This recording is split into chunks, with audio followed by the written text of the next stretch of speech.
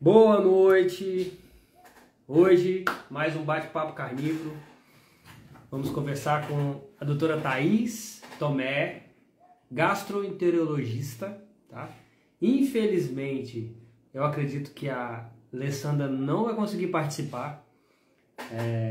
Depois eu deixo ela explicar para vocês por quê, mas ela hoje não vai conseguir participar, então vamos conversar eu e a doutora. É um tema muito interessante. Eu conheci pessoalmente a doutora Thaís no Low Carb Brasil. É uma médica que usa a estratégia carnívora como uma das estratégias de tratamento. Vamos ver se ela já chegou por aqui, doutora Thaís Tomé, gastro, e tem tudo a ver com carnívora, porque apesar das pessoas acreditarem nos mitos da carne aí, né, que carne vermelha dá câncer de intestino, que carne vermelha dá má digestão, que apodrece no intestino. Vamos falar sobre todos esses temas, né? E no final das contas, na verdade, o que a gente vê é o contrário. Já tem pergunta aqui, ó. Indica o livro para eu ler. Claro, Carol, vou indicar sim. É até uma dica que eu queria pedir para vocês que estão chegando aí na live. Tem um botãozinho ali que é próprio para perguntas e respostas. Então fica mais fácil da gente tirar as perguntas a partir dali, tá? Então, ao invés de... Ó, acho que a doutora já chegou aqui. Já chegou, vou aceitar. Bora entrar. Tomara que eu consiga vê-la, né? Porque tá dando uns pau direto, eu faço as lives e não consigo ver as pessoas. Deixa eu atualizar aqui. Ei, Olá! tudo bem? Quanto tempo? Quanto tempo? Como é que você tá? Tô bem, graças a Deus. Tô A bem. gente a gente estava ensaiando essa conversa tem tempo, né, Thaís? Hoje a gente falou sobre isso lá no Brasil Low Carb, né? Que foi em maio ou foi em março? Foi março. Março, né? Ixi, 7 meses atrás. Passa rápido. O ano voou, já estamos quase acabando. É. Mas sempre há tempo ainda, né? A gente botar o papo em dia. Tem uma paciente sua que está lá na tribo carnívora. Esqueci o nome dela. É mesmo? Quem é? Eu esqueci o nome dela. Ela fala direto de você, sua fã. A minha, Ah, é? é, a minha médica fala cheio de orgulho. Fico feliz, nossa. Ó, hoje a Alessandra, infelizmente, não vai conseguir participar. Estou conseguindo entrar aqui. Eu gosto de abrir o outro Instagram no notebook para poder ver os comentários mais fácil. Uhum. Ó, Mirabelle, eu participei do Tech Drive. Então vamos começar, como sempre, né? Queria que você se apresentasse e falasse um pouquinho de como você chegou na carnívora e como é que é essa sua relação com a carnívora e a medicina. Fique à vontade aí para se apresentar para os nossos seguidores. Então tá bom. Eu sou Thaís, tenho 41 anos, sou mãe de um menino de 11 anos. Tô casada com o Flávio há 16, quase 17 anos. E minha história com obesidade, ela é antiga. Eu sempre fui uma criança gordinha. Sempre gostei de comer, sempre tive uma certa compulsão alimentar. E sempre tive, assim, também escolhi minha profissão muito cedo. Eu sempre fui uma pessoa muito resolvida na vida. Então, com 8 anos, eu descobri, eu falei para minha mãe, quero ser médica. Não tenho nenhum médico na família. E eu falei, eu quero ser médica. E minha mãe ficou assim, tá Caramba, bom, vamos ver até onde isso isso que é vai. vocação, hein? Bom, eu realmente persisti nesse sonho da medicina e fui fazer medicina. Entrei na faculdade aos 19 anos, em 2001, e me formei em 2007, na Universidade Federal do Estado do Rio de Janeiro, que é da onde eu sou. E aí a gente vive, é interessante que a gente sai da faculdade, a gente vive o sonho da medicina, né? Ah, tudo é lindo, ah, o que eu aprendi na faculdade. E depois a gente vai vendo que a vida não é muito assim, e nem tudo aquilo que a gente aprendeu é exatamente, né, aquilo ali. Então, assim que eu me formei, eu comecei normal, né? Vida de médico recém-formado, fazendo um monte de plantão, trabalhando à noite. E aí, rapidamente, eu comecei a ganhar peso, assim, ó. Rapidamente. E, enfim, passado aí 5 anos que eu já estava formada, eu engravidei. E aí eu tive uma série de problemas durante a minha gravidez, assim, problemas sérios. E ganhei 20 quilos a mais, eu estava 10 quilos acima do peso, ganhei mais 20 quilos com a gravidez. Tive hipertensão gestacional, tive um monte de problema e nunca mais perdi o peso. Assim, nunca mais. Acabou. Fiquei com aquele peso, veio e ficou. E tudo que eu sabia da medicina não me ajudava a perder aquele peso, né? Eu falei, gente, não é possível. Como que eu não sei? Eu sou gastro. Como é que eu não perco Ainda peso? mais gastro, né? Não é. E assim, o que me deu o start que eu precisava perder peso foi uma paciente. Eu estava tratando um refluxo. E ela virou e falou assim para mim: ah, é, né, doutora? Muito fácil você passar dieta para os outros. Você não faz dieta. Ela virou e falou isso. Nossa, mas eu fiquei tão chateada. Porque, assim, eu primeiro achei um abuso dela, que ela não tem nada a ver com o meu peso, né? Aí eu virei, que eu também não sou fácil, eu virei e respondi. Eu falei, olha, mas eu não tenho refluxo. Eu virei e falei isso pra ela, eu não tenho refluxo. Aí ela ficou quieta. Mas, assim, isso era algo que me incomodava. Então, o que aconteceu? A partir daí, isso eu já gasto, a profissionais. Eu falei, não, eu acho que eu tenho que parar de me tratar, porque eu sempre fiz isso, eu sempre me tratei, me cuidei, fiz tudo. Falei, vou procurar ajuda. Então, aí comecei uma peregrinação de médico, nutricionista. E aí fui fazer umas dietas completamente loucas. Fui fazer dieta do HCG, Pronocal. Eu fiz tanta coisa. E as pessoas me marcaram HCG? isso. Que dieta é essa? Eu não conheço, não, Nossa, HCG. essa foi uma dieta que foi uma moda nessa época que eu fiz. Que você tomava o HCG sublingual, ou então injetável, e comia 500 calorias por dia. Olha, posso dizer para você, eu passei fome. Essa foi a vez que eu passei fome na vida. Eu passei fome. Nossa, 500 calorias é pouco 500 demais, né? calorias por dia. E era tipo uma coisa louca. Não podia passar condicionador no cabelo. Por causa da gordura, porque ia absorver na pele. Era uma loucura, uma loucura. Tinha um dia que você só comia maçã. Gente, maçã dá muita fome. Acho que depois disso eu nunca mais comi maçã. Maçã, eu e Henrique, a gente sempre fala isso, cara. A maçã, ela duplica a fome, triplica. Se tá com fome, você come uma maçã, ela triplica. Exatamente. Então, desisti aí eu, depois de fazer essas coisas malucas e de bater em muitas portas, nutricionista, aquelas dietas de 3 em 3 horas, tal. Eu cheguei num ponto, aí isso foi em 2017, que eu falei, não, chega, eu tô doente, eu tava me arrastando, eu não tinha disposição, eu falei, eu tô doente, eu preciso fazer alguma coisa. Eu falei, vou me pedir uns exames. Peguei eu mesmo e me pedi uns exames. E aí, claro que não era surpresa, eu já estava há anos com aquela, já nem sobrepeso, já estava obesa. E aí eu descobri que eu estava com pré-diabetes. E aí eu falei assim, não, eu preciso de uma luz, e tudo que eu tô sentindo é só disso. E aí, na época, eu paguei uma consulta aí com uma médica muito famosa, e eu falei assim, eu só preciso de uma luz. Foi legal, ela conversou bastante comigo, e ela falou, não, o teu problema é a resistência à insulina, é isso o seu problema. Você precisa controlar isso. Você não vai se sentir melhor até você resolver isso. Aí eu passei lá na nutricionista dela, que me passou uma dieta cheia de leite, de iogurte, de um monte de coisa que eu já tinha tirado da minha alimentação, porque eu já tinha percebido que não era tão bom para mim. E aí eu falei assim, aí eu fiquei passando mal. Eu falei, não, chega. Eu vou estudar e eu vou fazer minhas coisas.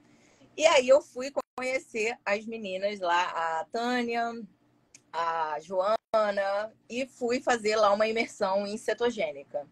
E me adaptei super bem na cetogênica. Cheguei a fazer um mesinho de carnívora, mas ainda não conhecia as alterações da adaptação da carnívora em termos de intestino, né? Como você tem muita diarreia e tal, aí eu me desesperei e voltei para a cetogênica, que eu estava bem adaptada.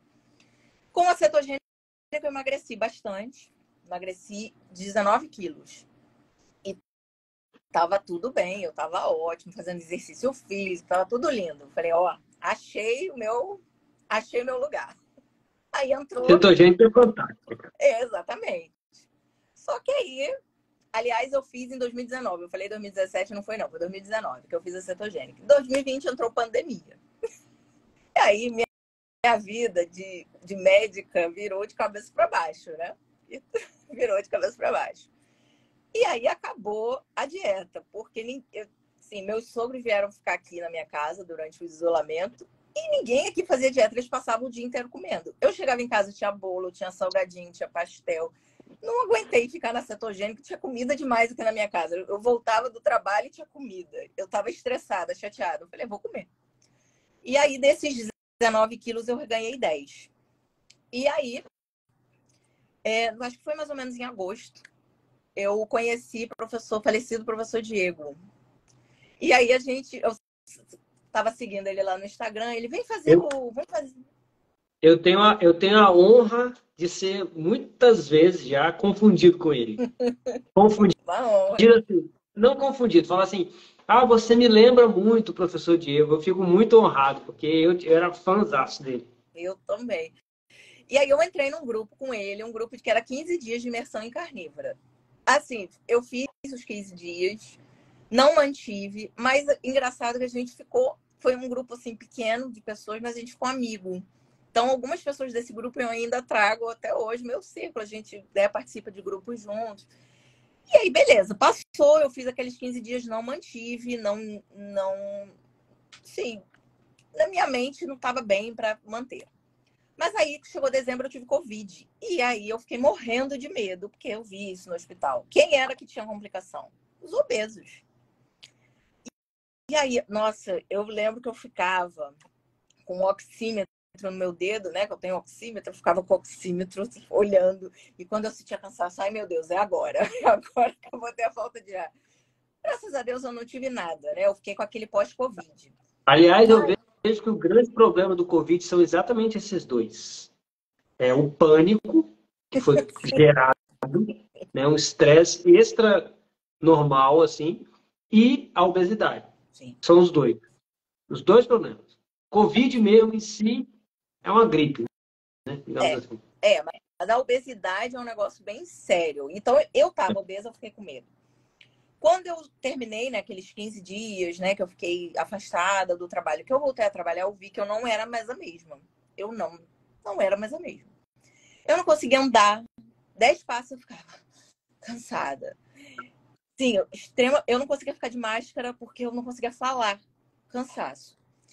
E aí, eu tava no grupo lá do professor Diego, já nessa época, dos leões andam com leões, e ele falou... Aí ele chamou o pessoal para um desafio do ano novo. Ia começar dia 1º, de carnívora. Falei, eu vou fazer. E aí nessa eu falei, não, agora eu vou fazer sério, porque eu tenho que melhorar minha saúde. Isso foi em 2021. Janeiro de 2021. Aí eu ia começar dia 1º de janeiro de 2021. E aí eu botei minha mãe na jogada também, que também não estava bem depois do Covid. Eu falei, vamos embora, nós duas vamos fazer. Olha, e foi a melhor coisa que eu fiz na vida, porque aí sim mudou, né? As coisas mudaram. E aí eu fui fazer carnívora. E aí eu fiquei assim, sem nenhuma exceção, nenhuma mesmo, durante 8 meses. Emagreci os 10 quilos que eu tinha ganhado, mais 7 quilos. Emagreci no total 17 quilos. Só que não foi só o emagrecimento. Veio junto a minha saúde de volta, veio junto a aparência. Porque as pessoas começavam a olhar para mim e falavam, nossa, mas você tá mais bonita, você tá mais nova, você tá mais... E aí, eu vivendo em carnívora, qual é, por exemplo, a gente gasta, o que a gente recebe de orientação na faculdade, na especialização? Carne faz mal pro estômago, pro intestino. E eu tava ótima. Falei, gente, peraí, como é que é essa orientação aqui? Acho que eu vou ter que estudar mais sobre isso, porque eu tô vendo outra coisa. Eu comecei a ver em mim totalmente o oposto. Minha mãe, por exemplo, que tinha uma diarreia crônica, ela acabou com a diarreia dela. Na carnívora. Melhorou. Acabou o problema dela. Então eu comecei a ver exatamente tudo o que falavam que, não, carne apodrece no intestino. Eu em carnívora, eu tinha a barriga, assim, a barriga chapada, via meu músculo. Eu falei, gente, eu nunca tive essa barriga. Não tinha gases, uma distensãozinha, chapadinha minha barriga, assim, bonitinha. Deu vontade de ir no banheiro, eu vou lá, pum, nem 5 minutos, vou lá, pum, acabou, levantei, uma facilidade, assim, foi tudo melhor. Falei, gente, que orientação é essa? Falei, vou começar a estudar mais sobre isso, né? Eu acho que as orientações estão bem erradas. Agora, claro, eu falo para você que eu sou uma pessoa que eu me testo muito. Obviamente, eu reintroduzi os alimentos para eu ver, porque algumas coisas eu já tinha observado que me causavam sintomas. Então, por exemplo, eu vi que alho e cebola me davam sintoma, que é muito comum, né? É muito comum alho e cebola dar sintoma. E aí eu fui fazendo vários testes, várias reintroduções, e eu fui vendo uma série de problemas que eu tenho com vegetais. E que eu não sabia. Que eu só sentia distensão e dor abdominal. Ponto. Era normal. Era normal. A gente achava normal, né? Achava normal. Exatamente. Eu não achava tão normal assim, porque eu entendo que não é para ser normal, né? Mas, assim, eu também não sabia o que era e não conseguia parar esse processo. Então, por exemplo, aqui na minha casa, com a carnívora, a gente mudou todos os temperos de casa. Mudou a forma de preparo de comida, porque a partir do momento que eu comecei a carnívora, eu comecei mudando tudo. Porque aí entra aquela história também. Muita gente fala isso, você ficou sensível. Não fiquei sensível, só que eu sempre tive sintoma e não sabia o que era. Conforme eu fui excluindo, eu fui vendo, e aí eu fui fazendo as reintroduções. Por exemplo, ia na casa da minha sogra, tinha um tempero, ia comer um churrasco, mas temperou com alho. Aí me dava dor. Isso aí não é legal para mim.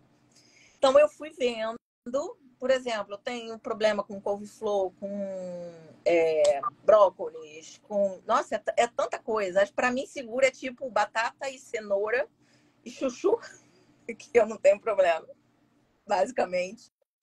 E de tempero, só aquelas ervinhas finas e sal. Carne só com sal. Tá ótimo. Carne igual churrasco mesmo. As pessoas que comem churrasco é só sal. Eu hoje como assim. Mas aí, a partir daí, a minha experiência me levou a olhar para os meus pacientes de outra forma.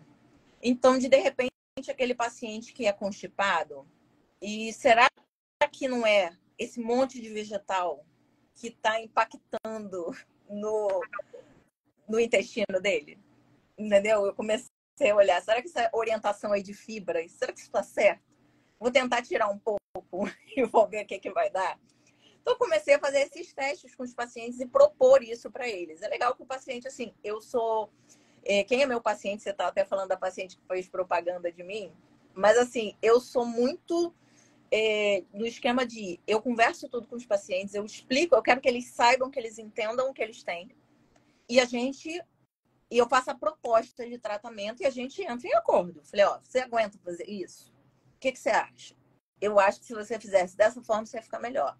E a gente chega num acordo, entendeu? E é assim. Mas, assim, hoje uma coisa que é para mim claro paciente meu, a não ser que eles sejam veganos, vegetarianos, não sei porque eu só tenho uma paciente vegetariana só, ponto. Óbvio que não vão ficar comigo, eu já sei disso. Mas todos comem carne, ponto. Chega assim, o médico fulano de tal falou que eu não posso. Não, pode voltar, vai voltar. Com certeza você vai voltar a comer carne. Então eu boto todo mundo para comer carne, com certeza. Sem dúvida, né? Essa é uma história bem comum, né, Thaís? Eu vejo assim, a maioria dos profissionais de saúde que a gente conversou aqui tiveram essa consciência, criaram essa consciência assim, a partir da própria experiência, ou da experiência de alguém, ou no caso, por exemplo, do veterinário carnívoro que teve aqui, a partir da experiência do cão dele. Ele viu como é que a saúde do cachorro melhorou, fazendo a carnívora com o cão dele, ele foi e ele começou a fazer carnívora e se sentiu super bem.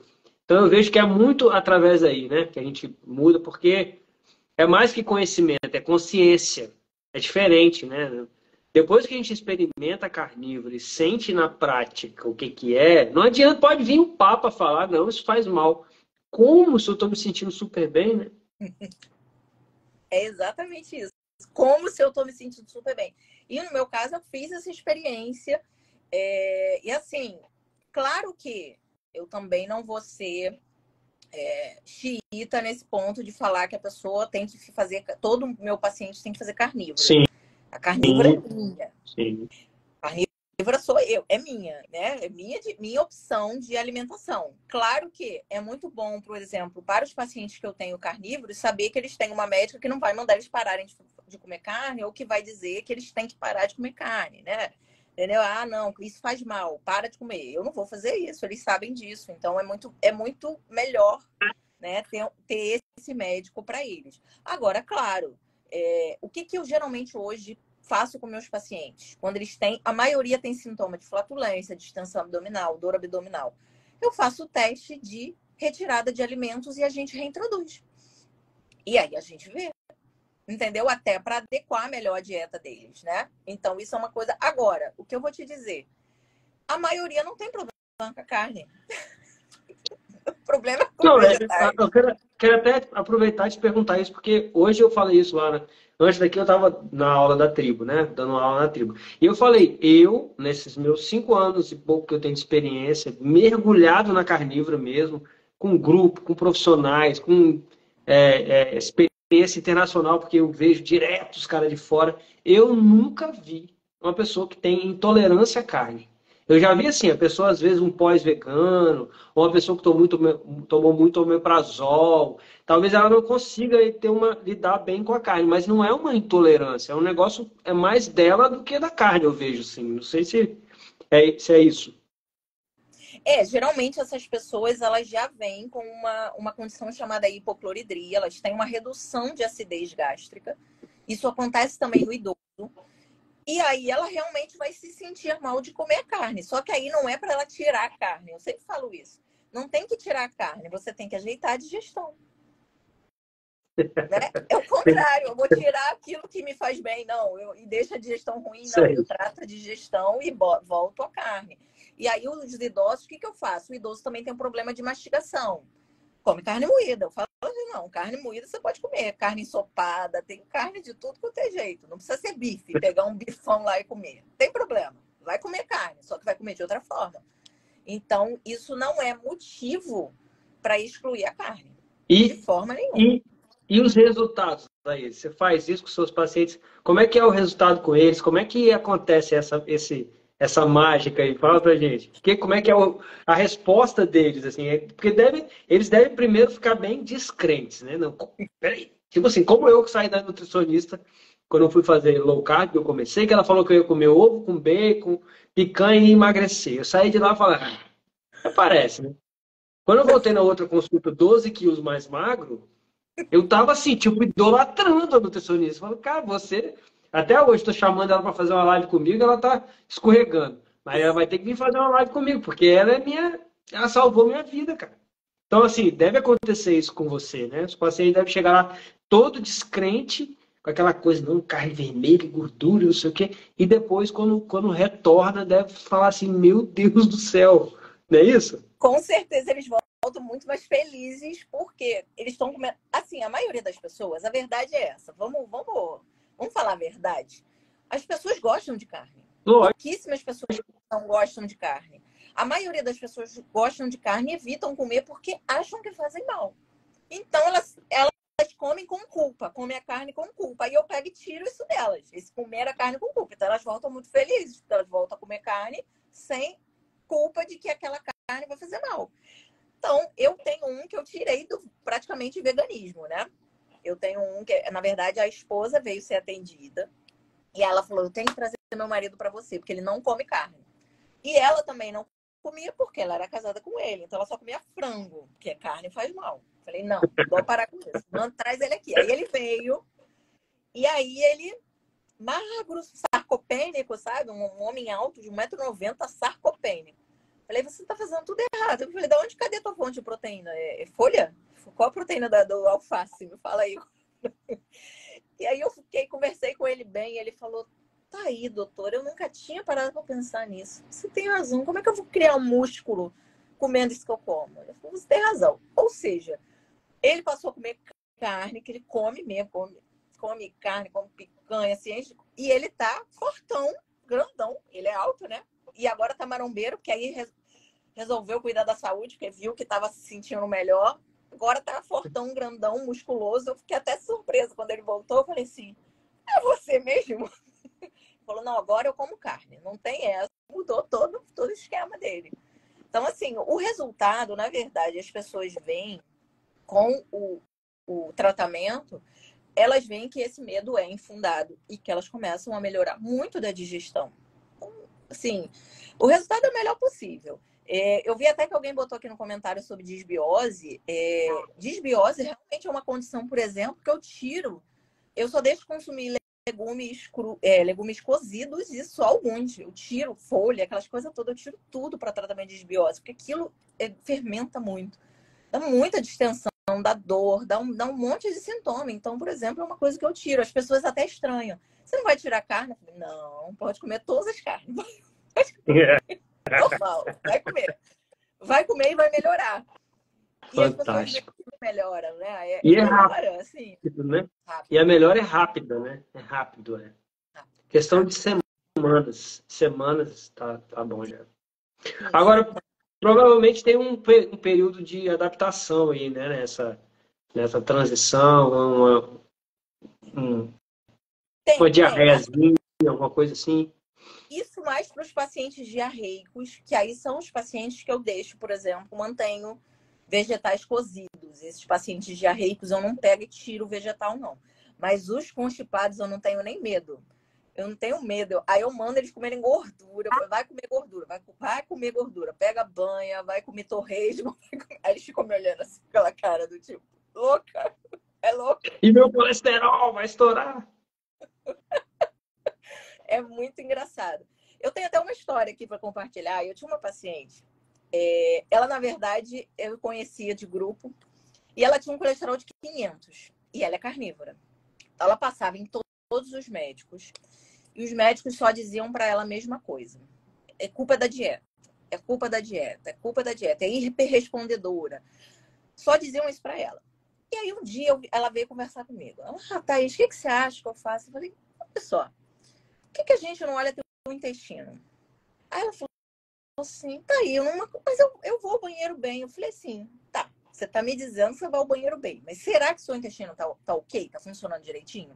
Aí ela falou, tá bom, vamos avaliar isso. Então fui pedir um exame coprológico para ela, né? Um exame de fezes para avaliar a digestão dela. Por exemplo, ela tinha perda de gordura fecal, porque ela não tinha mais vesícula. Então, ela tinha uma perda superior a 30% de gordura. Aí eu falei assim, olha, você precisa utilizar sais biliares. Falei, vamos começar os sais biliares? O resultado foi, depois de 2 meses, o colesterol dela saiu de 500 e foi para 130. Era qual o colesterol que estava alto dela? Tava tudo, as duas frações, mas principalmente o LDL. Mas foi o que eu falei com ela. O seu problema é perda. Pensa, a gente tem uma recaptação de lipoproteínas ali, de colesterol no intestino. Se você não está recaptando isso, o que o teu corpo está entendendo? Tem um furo no balde. Tá lá, furo do balde. Vou produzir mais, está faltando. Produzo mais. E agora o colesterol dela é um colesterol normal de carnívora, 270, não chega a 300 o colesterol dela hoje. Mas aí ela usa colesterol normal de carnívoro. O meu é 240, o meu. Não me impressiono com colesterol de 270. Tem gente que falou que meu colesterol tá alto, tá 200 agora. E é aquela coisa assim, eu sou engenheiro, né, de formação, a gente conheceu, eu me apresentei. Então, na engenharia, a gente tem um termo que é SSS, que significa só, se e somente se. Para várias questões. porque tudo é muito questão lógica, né? Então, assim, o colesterol pode talvez ser um indicador de risco cardiovascular se e somente se a pessoa estiver de uma síndrome metabólica, do resistência insulínica para lá. Uma pessoa que está na low carb, na cetogênica, na carnívora, que está indo para o outro lado, um colesterol mais elevado, não necessariamente, muito pouco provavelmente, tem a relação com o risco cardiovascular. Tem sentido o que eu estou falando? Sim. Mas o que as pessoas não consideram, na verdade, que não, o colesterol sozinho, como é que uma molécula que é vital pra gente, com o colesterol, é ela que faz mal pra gente? Ninguém está olhando para isso. Assim, eu peço meus pacientes que são diabéticos, eu rastreio eles para aterosclerose, né? Então a gente tem que avaliar isso. E é muito interessante quando a gente pede Doppler de carótida, que aí vem lá uma observação no Doppler de carótida. Espessura médio intimal aumentada. O que é isso? Literalmente, a parede da artéria incha por causa da resistência à insulina. E é assim que o colesterol vai se depositar ali. Claro, em vigência de um paciente com síndrome metabólica, ele também tem alteração do colesterol dele, não é um colesterol saudável. É um colesterol que a gente chama aterogênico, e ele adere ali. Mas por quê? Porque a parede da artéria está alterada também. Uma pessoa que não tem resistência à insulina, ela tem a parede da artéria bonitinha, pequenininha, fininha, e não vai aderir nada ali, não vai formar placa ali. Sei. E o colesterol não é a causa, né? Ele não é a causa, ele é um sintoma, digamos assim. Exatamente. Ele é um sintoma. Infelizmente, eu acho que a medicina se perdeu muito tratando consequências, né? Tratando sintomas. Eu posso falar na minha especialidade, é isso. A gente hoje trata, não, a pessoa tem refluxo, é excesso de acidez. Por exemplo, a maioria das pessoas que têm refluxo é o oposto, elas têm falta de acidez. Elas têm hipocloridria. Né? Inclusive, eu gosto de explicar isso para os pacientes, eu gosto que eles entendam a fisiologia do estômago, porque a pessoa entender, a resposta de todos é assim: nossa, mas isso que você está falando tem sentido. Né? Falei, não, vamos entender o estômago. Primeiro, se eu ficasse produzindo um monte de ácido no meu estômago, eu ia ter uma úlcera todo dia, né? O período que eu durmo, eu ia ter úlcera. Fato. Então, vamos lá. Esse é o primeiro erro que as pessoas assumem, que o nosso estômago se corrói. Isso não existe. Não, eles vivem falando isso para mim, porque eu sou do jejum, né? Me amarro fazer jejum, faço jejum. Todo dia, 24 horas. O pessoal fala, não, mas isso vai corroer o seu estômago. Aí eu fico pensando assim, imagina um organismo burro o suficiente para se autocorroer, se ele teria sobrevivido num mundo como o nosso durante milhões de anos. Ele tinha sido extinto lá atrás. Ele mesmo se corrói, cara, quando não tem o que comer, já pensou? Pois é. Tá aí. Né? E aí eu gosto de explicar exatamente isso. O estímulo para a produção de acidez pelo estômago é principalmente a proteína. A presença da proteína no estômago. Isso é o que ativa a digestão. Então, por exemplo, o que eu oriento sempre aos meus pacientes, os que não são carnívoros, vão comer outras coisas, mas eles têm que começar comendo a carne. A carne vai ser a primeira coisa que vai entrar, porque a carne é o que vai botar o estômago para funcionar, vai reduzir o pH, vai aumentar a produção de ácido. E aí, quando você começa a baixar o pH do estômago, duas coisas vão acontecer. Vai ficando mais ácido, vai caindo, né? Vai ficando mais ácido. Duas coisas vão acontecer. Os esfíncteres se fecham, né? Que são o músculo da entrada do estômago e da saída. Então, o esfíncter esofagiano inferior e o piloro vão fechar. E, em resposta a essa acidez, a gente também vai ter as glândulas fúngicas que ficam lá na partezinha superior do estômago, vão produzir muco. Então, isso tudo vai acontecer na hora que a gente come. Então, eu vou produzir muco, porque caiu o pH e eu tenho que proteger a mucosa gástrica, e eu vou fechar os esfíncteres. Então, como que eu vou ter refluxo se o esfíncter está fechado? Por que o refluxo acontece? É o oposto. Se eu não tenho acidez suficiente, o esfíncter não vai ter o estímulo para fechar. Minha mãe é vegetariana. Deve ter muito refluxo. Acabou de fazer uma cirurgia daquelas de não sei o que lá, de hiato. Hérnia de hiato. Hérnia de hiato, velho. de tanto refluxo. E não vai resolver. Não, e carne, eu sou doido, né? Eu sou doido. Então, o que a gente vê no vegetariano? Hipocloridria. Porque a gente tem estômago ácido para digerir proteína. A gente não tem estômago ácido para digerir vegetal. O boi, que é vegetariano, né? Eles são ruminantes, eles têm o estômago alcalino. Não precisa disso. Então, você comendo vegetal demais, você também altera o pH do estômago. Tipo assim, para que o estômago vai fazer aquele esforço todo para produzir acidez se você só come isso? Isso aí. Porque é um esforço, né? Eu tava vendo uma live, assistindo a live do Henrique Eltran, esses dias ele tava falando que na hora da digestão, né, a gente conseguir jogar um pH, sei lá, que é 1, né? Próximo de 1,5, é um esforço gigantesco do corpo para fazer isso. Tanto que a gente fica com sono, né, quando come. De tão grande que é o esforço para o estômago fazer uma coisa dessa. E assim, não faria sentido um animal ter um estômago desse pH se não fosse para comer carne. Exato. Se nós fôssemos herbívoros, né, nós não teríamos um esforço desse para poder. Pois é, todo o processo digestivo, ele é um processo que a gente chama de ativo. Por isso que começou-se essa história aí de que tem que comer de 3 em 3 horas, porque você ativa o metabolismo, entendeu? Porque todo o nosso processo de digestão e absorção, ele é todo com gasto de energia, tá? Então, ele vai ser todo moeda, a gente usa ATP para fazer isso, certo? Então, mas isso não quer dizer que a gente tem que ficar comendo o tempo todo. Nosso sistema digestivo não foi feito para isso, para comer o tempo todo. Então, inclusive você falou do como o estômago produz o ácido clorídrico, que é o ácido do estômago, ele causa ali naquele momento da digestão uma alcalose metabólica, tá? Por isso que dá sonolência, tá? Sim. Essa alcalose metabólica para a produção dessa acidez. Tira do resto do corpo, né? Isso aí. Então, é muito bonito.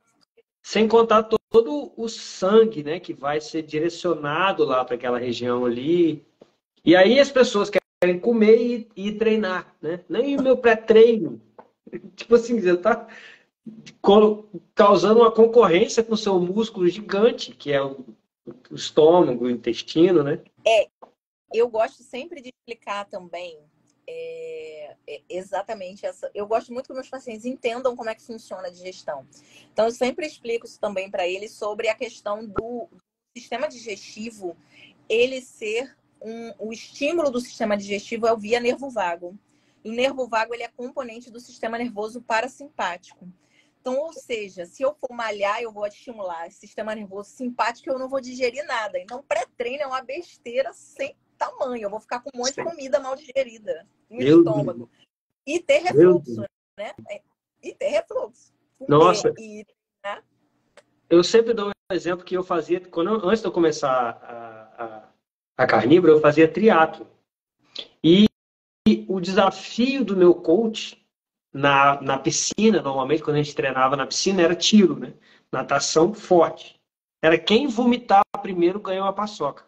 Porque era assim, a gente chegava, eu acordava, comia batata doce e mais um monte de coisa, e ia nadar na horizontal fazendo força. Era comum voltar pelo nariz, sabe aquela sensação horrível daquela comida quando ela volta pelo nariz, assim? Nossa Senhora! Depois que eu descobri como é bom treinar em jejum, as pessoas me perguntam assim, mas você treina, você não tem... Eu nem consigo mais comer antes de treinar, não faz... O que você falou não faz o menor sentido para mim. Nenhum sentido. Não tem sentido. Eu gosto sempre também de falar, de fazer essa explicação, porque aí as pessoas começam a... é verdade, né? Poxa, eu nunca tinha pensado nisso. O nosso sistema nervoso simpático, né? Porque o cortisol agora virou o grande vilão, mas ele, na verdade, ele é fundamental para a nossa sobrevivência. Toda vez que a gente faz exercício físico, né? A gente vai ter produção de adrenalina e cortisol, obviamente.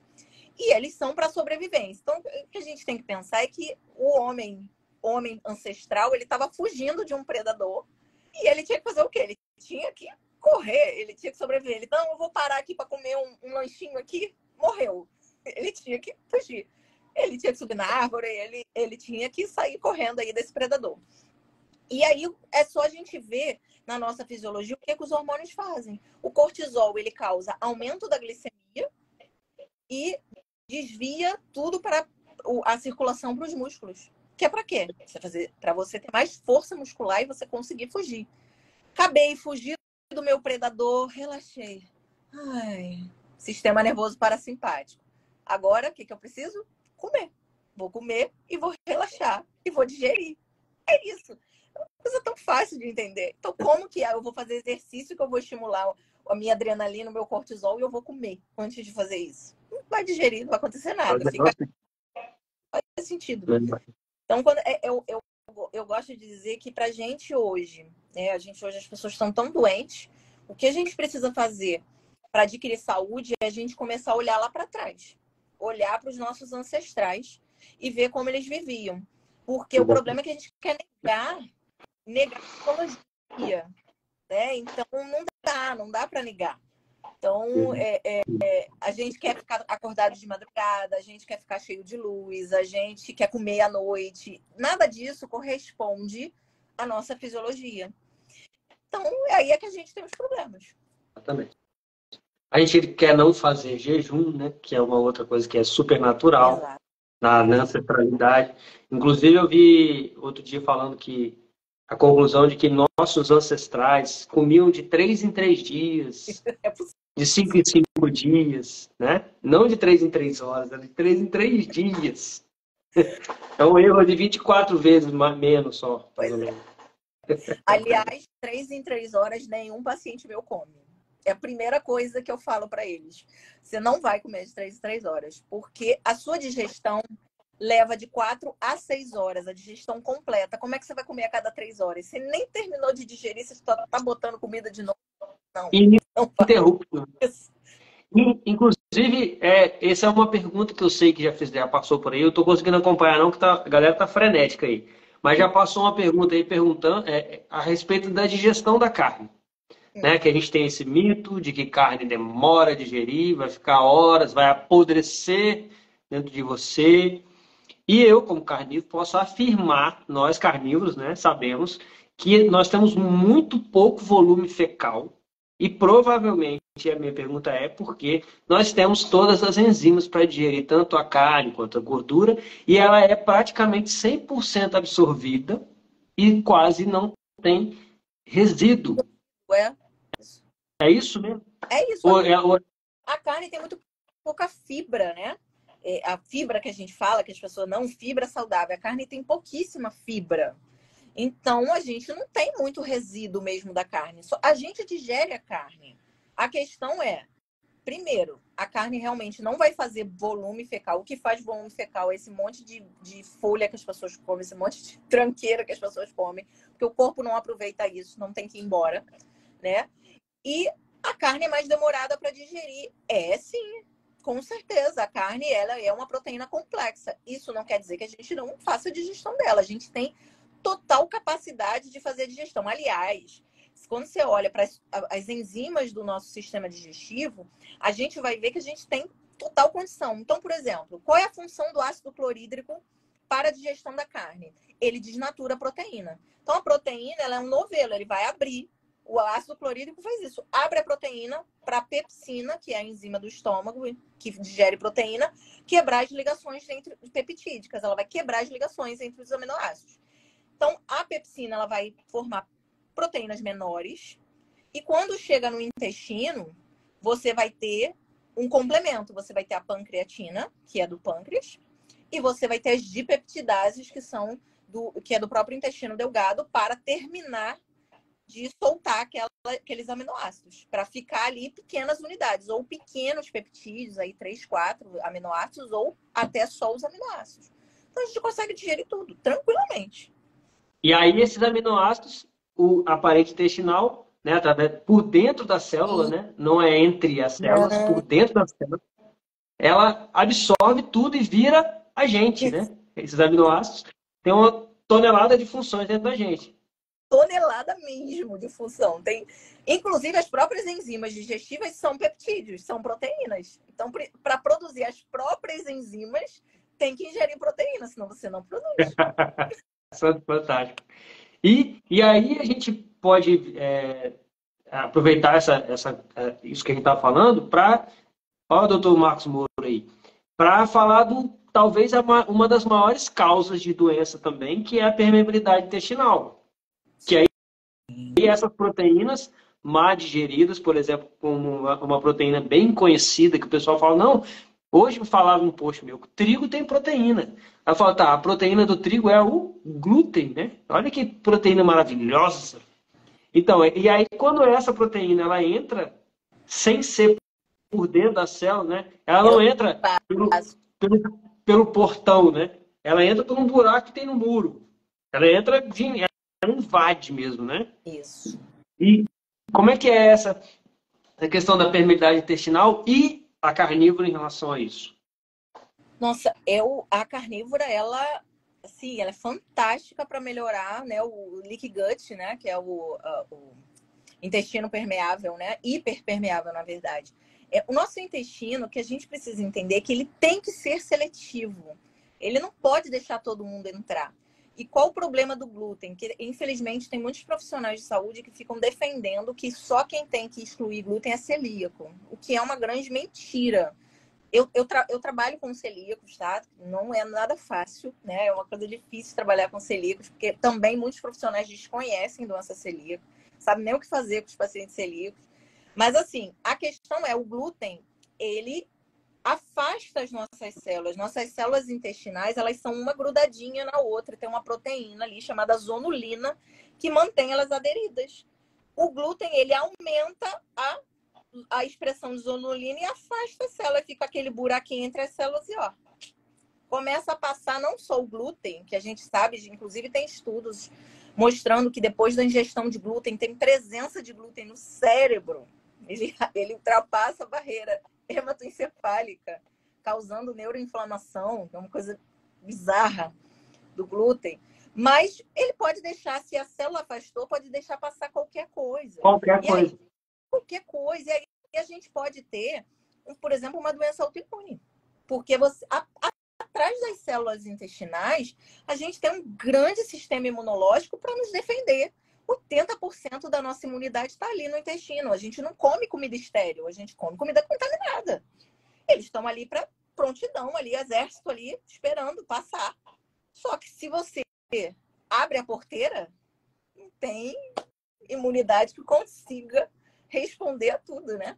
Então, aí fica complicado. E uma coisa que eu falo com as pessoas falam igual que seus pacientes falam. Nossa, faz sentido, isso é mesmo, né? Tipo assim, o que separa a corrente sanguínea do cocô?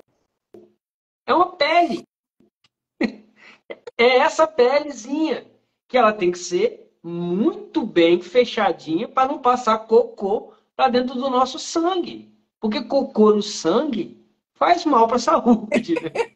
E é o que o glúten faz. O glúten abre a porteira para o cocô entrar no sangue. Entra glúten, entra bactéria, entra proteína inteira, né? Peptídeo inteiro, que não é para entrar. Não é para entrar. Não é para entrar.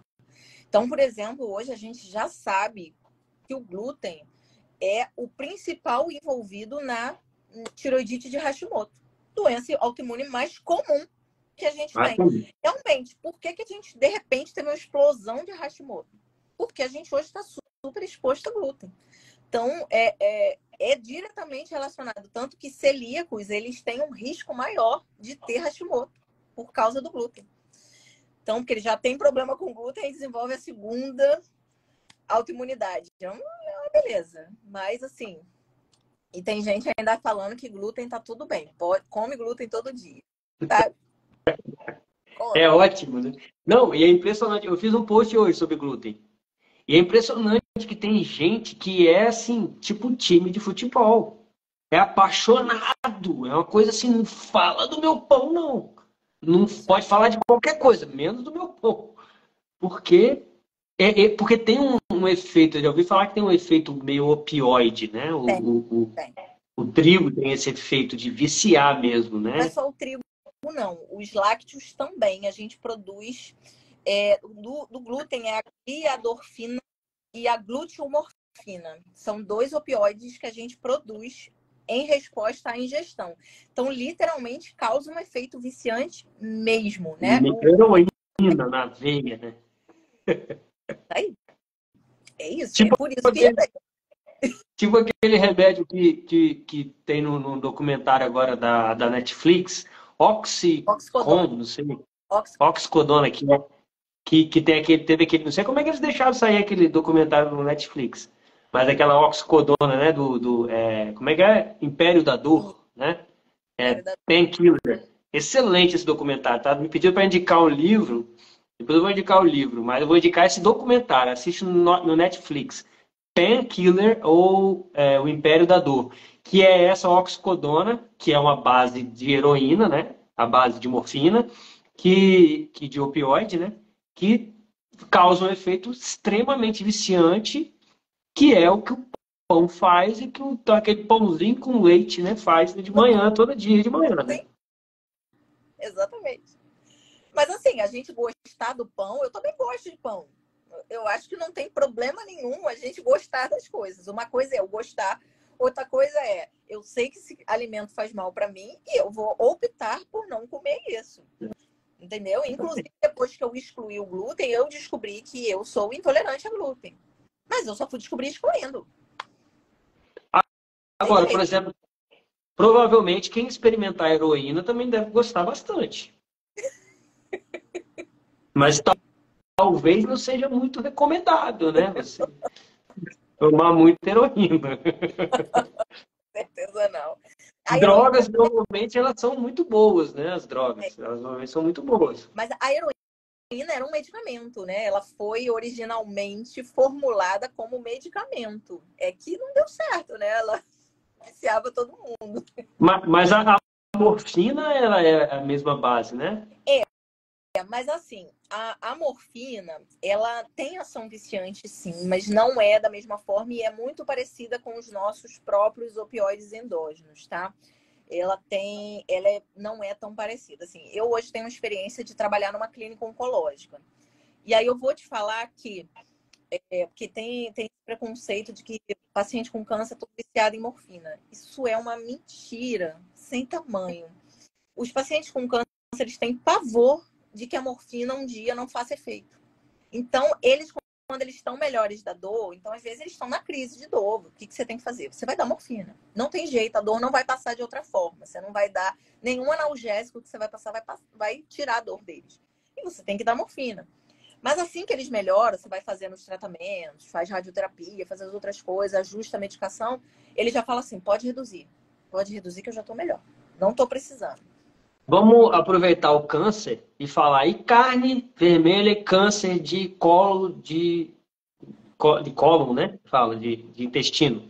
Que é um dos grandes mitos, é que carne causa câncer de intestino. Pois é, assim, eu gosto que as afirmações, elas chegam sem, né, igual da fibra faz bem. E as pessoas recomendam isso. A mesma coisa dizer que carne causa câncer e não tem nada, de fato, comprovando. Porque o que tem de estudo comprovando de carne causa câncer é carne processada.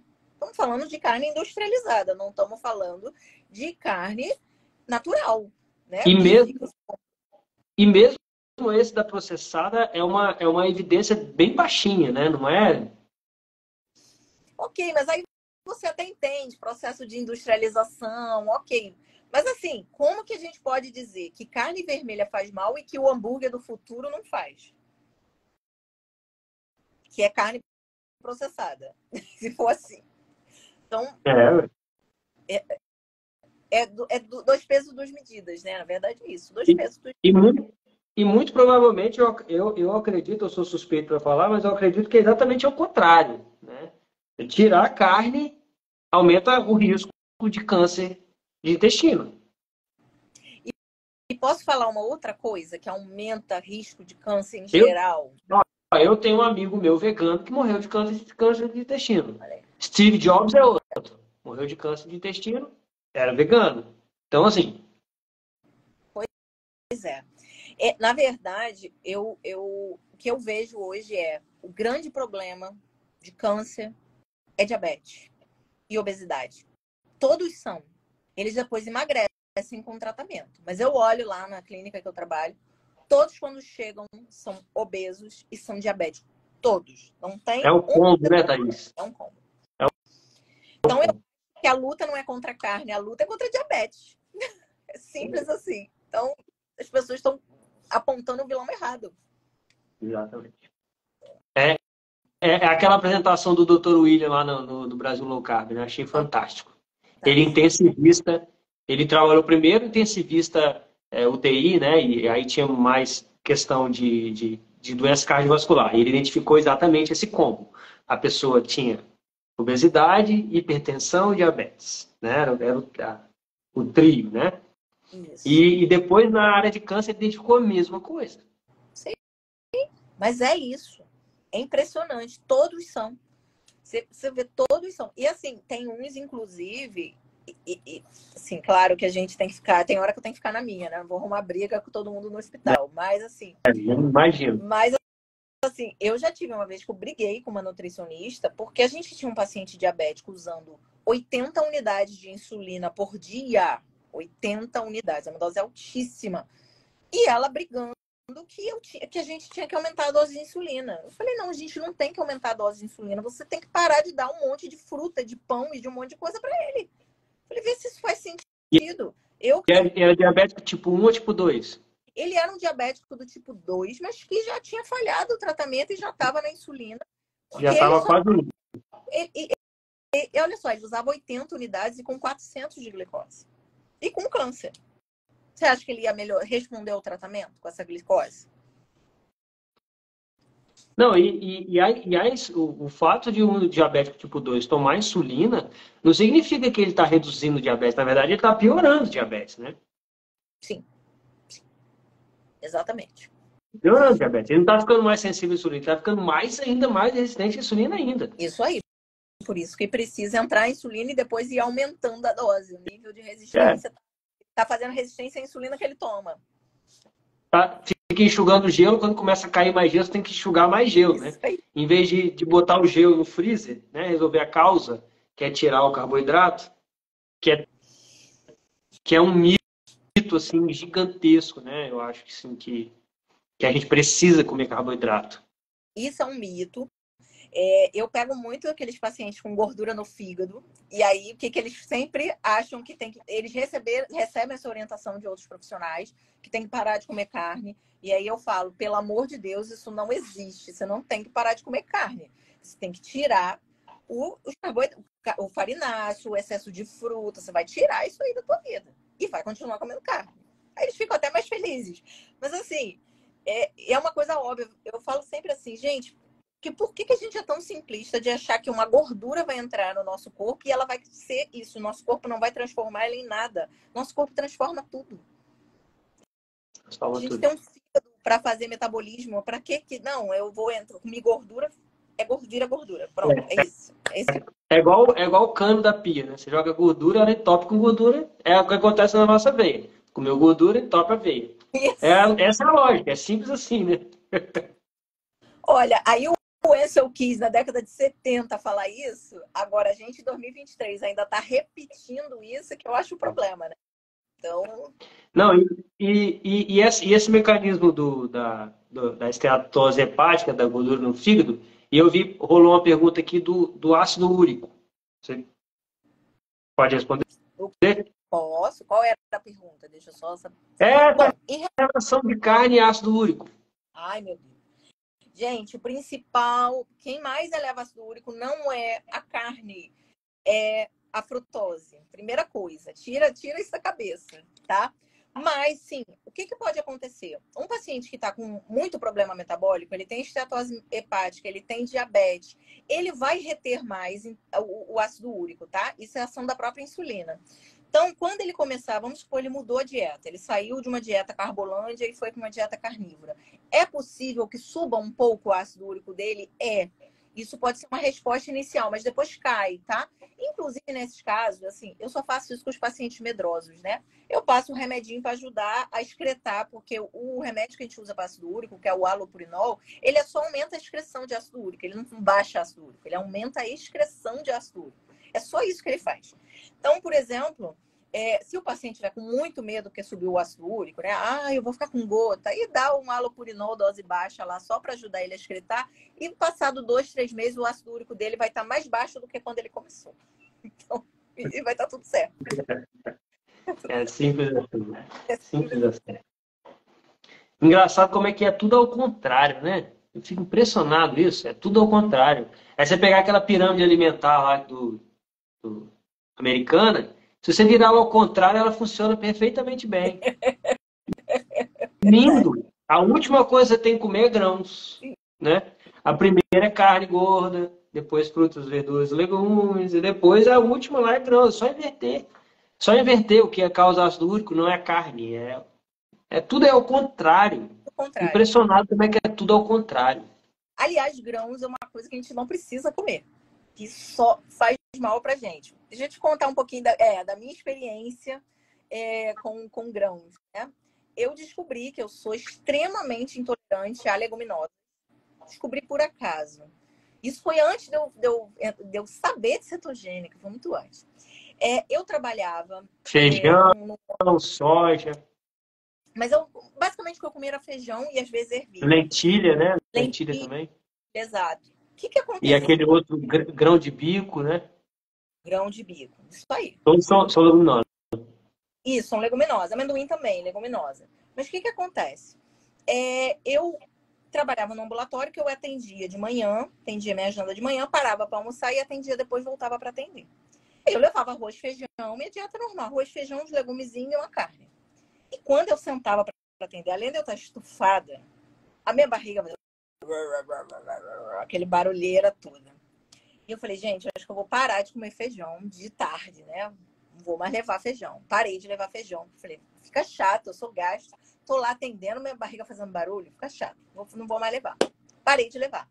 E aí eu só comia à noite. E aí eu ficava estufada, com a barriga fazendo barulho. Eu falei, também não tem muito sentido eu comer à noite. Vou comer só no fim de semana. No fim de semana, eu falei, aí eu passava a semana inteira bem, no fim de semana eu ficava estufada. Eu falei, sabe uma coisa, eu vou tirar isso. Bom, tirei o feijão. Eu era a rainha da tendinite. Eu nunca fui atleta. Bem longe de você que fazia triatlo. Eu nunca fui atleta. Eu era a rainha da tendinite. Eu tenho imobilizador dos 2 punhos. Eu já tive bursite nos 2 ombros. Tive bursite no quadril. Tendinite no quadril. Eu tinha umas coisas que as pessoas olhavam pra minha cara. Isso eu com 20 e poucos anos e falava, como você tem isso? Isso é coisa de gente velha, de 50 anos. E eu tinha. E aí eu tirei o feijão. Porque ele fazia barulho na minha barriga. E cadê minhas crises de tendinite? Nunca mais. Nunca mais eu tive crise de tendinite. Depois eu fui estudar, claro, sobre isso. E aí eu vi realmente que as leguminosas dão dores articulares e dão essas inflamações de tendão, tudo. Então depois eu tive outros pacientes que vinham, que tinham muita tendinite. Eu falava, você come muito feijão? Muita leguminosa, tal. 2 toparam o desafio e falaram, eu vou excluir. 2 voltaram para mim e falaram, doutora, nunca mais tirei o feijão. Um estava 2 anos sem comer leguminosa e falou que nunca mais teve crise. É oxalato, Thaís, que tem no feijão? O feijão é oxalato. Nunca mais. E tem aquele outro, acho que é saponina também, né? Que é o que faz a gente peidar pra caramba, né? O rei.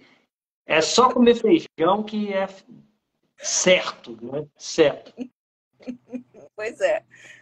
Então, assim, coisas simples, né? Que a gente às vezes não sabe tem uma tradição aí grande, né? Com arroz e feijão, né? Tradição.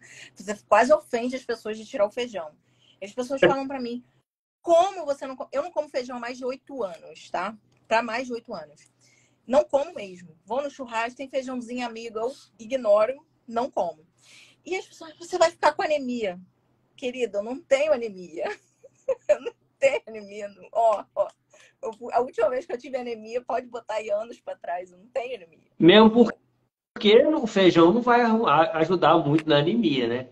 Não, nada, zero, Zero. É zero. melhor chupar um prego, né? Quem sabe? Tem mais, É, tem mais ferro. quando chega os anêmicos para mim, eu falo sempre a mesma coisa. Querido, vai comer víscera, vai comer fígado, vai comer carne vermelha. Você precisa de ferro biodisponível. Você não precisa de feijão, de beterraba, de couve. Você não precisa de nada disso. Vai comer feijão. E assim, feijão, vai comer carne. E é legal, eu trabalho lá na clínica, em oncológica, eu trabalho com uma hematologista. E aí ela falando isso, muito legal, porque ela, assim, ela é uma médica hematologista oncológica, ela não está ali para ficar. Os pacientes dela têm vários problemas de saúde que não é uma anemia ferropriva, não é uma carne que vai resolver. Mas ela fala isso. Anemia se trata comendo carne Que e órgãos. bom. Que bom. Eu vi, tão feliz de ouvir isso. Nossa, eu torço muito para ter mais médicos como vocês, assim, espalhados, porque o que fui almoçar, passei com o meu pratinho, né? Meu pratinho com as 800 gramas de carne de churrasco, assim. Aí passei por um casal de amigos que ela estava grávida. Aí ela falou para mim assim: Ah, que pena, eu não posso comer isso. Carne mal passada, vermelha. Aí eu falei: Por quê? Porque a minha geriatra, né? Na minha. Como é Ginecologia. que é? Minha ginecologista e minha nutricionista falaram que não. Eu falei troca de ginecologista e nutricionista urgente. Porque é isso que a pessoa está formando ali uma pessoinha e não pode comer o alimento mais nutritivo de todos, lotado de ferro, né? Ferro bom, né? Ferro Absurdo. B12, né? B12, a única fonte de B12 é carne vermelha e as vísceras. Não tem B12 em outro. Por isso que vegano tem muito problema com B12, porque não tem em outro alimento. Não tem na folha, não tem. E eles suplementam e não melhoram, tá? Não melhoram, porque eles também têm hipocloridria. Então, assim, é uma bagunça. Assim, é um terror. É um terror. Eu Nós, quero nós, fazer nós um comentário aqui de uma não pessoa que somos herbívoros, né? Não somos herbívoros. pois é. Um botou aqui no comentário que fica pensando sobre a dieta carnívora e a questão da microbiota a longo prazo. Quero comentar sobre isso, porque hoje há uma preocupação muito grande com microbiota. Tudo é microbiota. Inclusive, muitos dos profissionais que trabalham com microbiota, eles defendem plant-based, porque é melhor para a microbiota. O que eu gosto sempre de falar é que a microbiota vive em comensalidade com a gente. Se eu morrer, a microbiota morre. Então tem que alimentar quem? A microbiota ou a minha? Eu tenho que alimentar a minha. Eles comem o que sobra. E tá tudo certo. E se eu estiver saudável, a minha microbiota vai estar saudável. Ponto. Não tem essa de longo prazo. Entendeu? Então tem que parar com esse negócio de alimentar a microbiota. Não tem que alimentar a microbiota, eu tenho que me alimentar. A função da alimentação é adquirir nutrientes para a gente. Não é para a microbiota. Eles comem o que sobra. Exatamente. E não é legal, né? A gente, aquela paredinha que a gente tem ali, né? Do cocô pro sangue, você ficar alimentando um monte de bicho ali, eles criaram uma colônia, né? Uma cidade, uma megalópole ali dentro, e daqui a pouco eles estão invadindo essa parede, né? Que é o que acontece. Então a carnívora, na verdade, ela faz exatamente isso, né? Ela diminui o volume fecal e diminui essa proliferação de bicho lá dentro, de bactéria e fungo e protozoário, sei lá, vírus, tudo que tem. Deve ter um pouco de cada um lá dentro, né? Um pouco não, muito, né? Tem Tem muito. um pouco de... Quanto menos, entre aspas, assim, né? Melhor, né, cara? Tipo assim. E outra coisa, né? Ainda assim, a gente ainda tem mais DNA bacteriano do que nosso, sim, tá? Ainda assim a gente vai ter. Mas elas estão ali convivendo com a gente, utilizando a nossa proteção, né? Proteção que é o nosso corpo. E, claro, a gente está vivendo uma relação benéfica ali para ambos os lados, né? A gente dá comida para elas, do que a gente se alimenta e sobra. E elas também ajudam a gente a metabolizar neurotransmissores, ajudam a metabolizar hormônios. Eles estão ali, são organismos vivos e estão ali atuantes. Mas eu não tenho que pensar só nelas e esquecer de mim. Não, eu dou o que é bom para elas e esqueço de mim. Não existe isso. Silêncio estivesse aí, vou falar por ela, ela estuda muito essa relação do nervo vago, né? Do intestino, da ação da microbiota na nossa parte neuronal, né? De informação, de querer, por exemplo, fissura por doce. Isso tem essa ligação, né? Essa coisa meio. A gente fala como se fosse um negócio meio paranormal, né? Não é, não. Como se fossem espíritos ali dentro. Mas não, é uma coisa química mesmo, né? É uma coisa real, né? Não é ficção. Não, não é. Por exemplo, o que você faz, quando você come muito carboidrato, você vai estimular que um determinado segmento ali de bactérias que elas proliferem. Simples assim. Simples E aquelas assim. bactérias vão fermentar, elas fermentam um carboidrato, elas vão pedir o quê? Me dá mais carboidrato. Ponto. Eu quero mais comida. E quanto mais comida você dá, é a questão da oferta e procura. Se tem muita oferta, oba, vou chamar as amigas, as irmãs, as primas, vambora. Vem todo mundo para cá que tem muita comida aqui. Vambora. E aí, por exemplo, uma característica do que a gente vê de pacientes que têm esse tipo de disbiose, uma disbiose por fermentação de amido, de carboidrato, eles têm fezes ácidas. A gente vê isso quando a gente pede o coprológico, vem lá, fezes ácidas. Muitas vezes eles têm coceira anal, derivado da acidez, tá? A pessoa acha que é verminose e é coceira anal, aí fica lá se enchendo de remédio de verme, achando que é verminose e é só pH das fezes, é interno, é bacteriano, né? E gases, né? Muitos gases, distensão abdominal, cólica, refluxo. Exatamente. O refluxo tem relação com gases?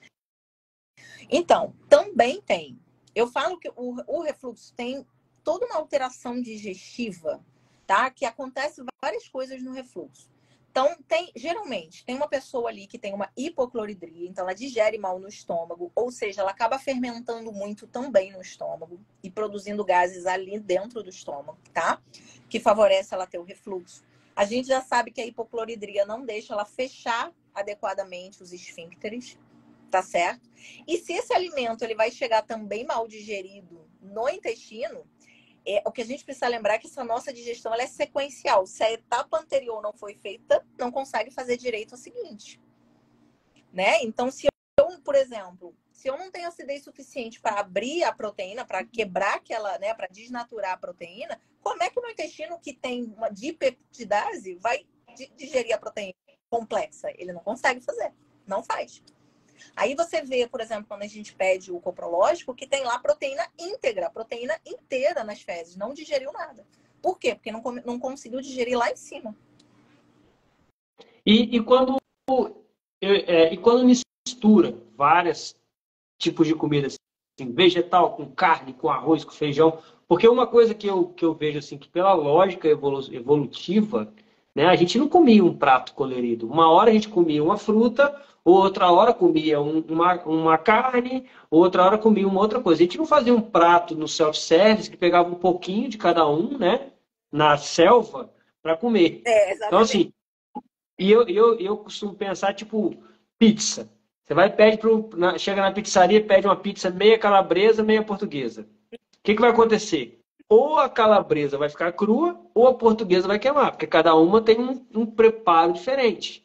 Mesma coisa eu acho que deve ser a digestão. Por exemplo, a digestão de uma fruta, ela deve ter que ter um preparo ali do trato gastrointestinal que é diferente da digestão de uma carne. Por exemplo, a acidez estomacal provavelmente das duas não é a mesma.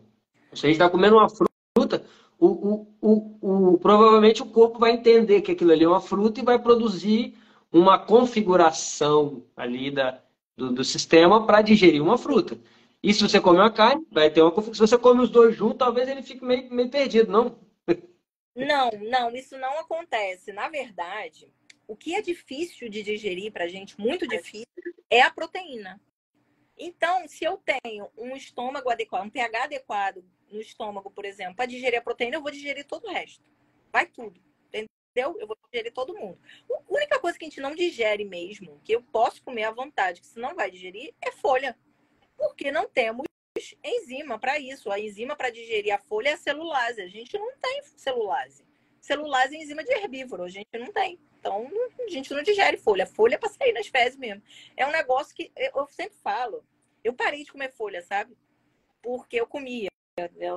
Na minha época que eu fazia dieta, eu achava que tinha que comer folha para aumentar o volume lá no meu estômago para eu ter menos fome. O que é uma coisa sem sentido, né? Totalmente. Para que eu vou aumentar o volume do meu estômago com nada? Com Nada. nada. Né? Papel. Exato. Para quê? Então, tem que a intenção da minha alimentação é adquirir nutriente. Para que eu vou comer uma coisa que não tem nada? Nutriente. Qual nutriente tem? Nenhum. Ela vai sair nas fezes. Então, não como mais. Muito inútil. É igual arroz. Arroz é inútil. É Não tem nenhum nutriente no arroz. Aí a pessoa fala assim, não, mas carne é caro. Mas carne, pelo menos, você paga e leva, né? O problema é que você vai na feira, você compra um monte de coisa que você paga e passa direto. Você comprou cocô. Aí que é caro. Mas olha só, tem outra coisa. Carne é caro, mas te alimenta, né? É, ué. Um pacote de Cheetos que você não leva nada e é caro também. Exatamente. É caro também, ainda. Pior ainda, né? Pois é. Assim, eu acho que não tem sentido a gente ficar questionando. Assim, que eu queria que a carne fosse mais barata, eu queria. Mas assim, para você comer 1 quilo de carne, você vai estar alimentado de verdade. Você está arriscado a não comer o dia inteiro mais. Você vai comer uma vez e acabou, não come mais nada. É o que eu faço. Como 1 quilo de carne uma vez no dia. Acabou. Só isso. Simples assim. Pois é. E a gordura, Thaís? A gordura. Vamos lá. Se a gordura faz mal pro sistema digestivo? E a gordura? É uma pergunta bem aberta. Assim, e a gordura? Que ela também tem esse monte de mito, né? De coitadinha. Desde lá a doença Kiss, virou a grande vilã da alimentação humana. Logo ela que é a heroína, né? Digamos assim. Exato. Então, na verdade, se a gente for pensar dos componentes da nossa alimentação, né? Que é a proteína, gordura e carboidrato, o homem ancestral, o que ele tinha disponível era gordura, como fonte de energia. Inclusive, a gordura é uma fonte. Se a gente for pensar em fonte de energia, ela é muito melhor do que o carboidrato, porque ela gera mais calorias, né? Enquanto um grama de carboidrato gera 4, um grama de gordura gera 9. Então, qual é a fonte mais efetiva? É a gordura, né? Então, a gordura era a gordura natural que eu tô falando desse monte de gordura trans, industrializada, alguma gordura inventada, não. Estamos falando de gordura gordura que a gente tirava lá dos animais, comia lá, pegava gordura lá e comia. Então, banha mesmo, né? Banha, sebo, o que tiver lá que a gente comia. Então, isso sim é uma gordura saudável. E por que se comia essa gordura? Para adquirir energia. Inclusive, quem que ia comer mais a gordura? Quem ia comer mais a gordura era quem gastava mais. Por exemplo, possivelmente nas tribos ancestrais, quem ia comer gordura era quem ia caçar. Porque ele precisava de energia para ir, ele tinha que consumir essa gordura. Agora, falando de digestão da gordura, por que muita gente tem problema com gordura? Porque elas têm problema também com a proteína. Porque a gordura é o único nutriente, macronutriente, que a gente tem enzima em todas as etapas do sistema digestivo. Então, a gente tem lipase na língua, a gente tem lipase no estômago e a gente tem lipase no intestino.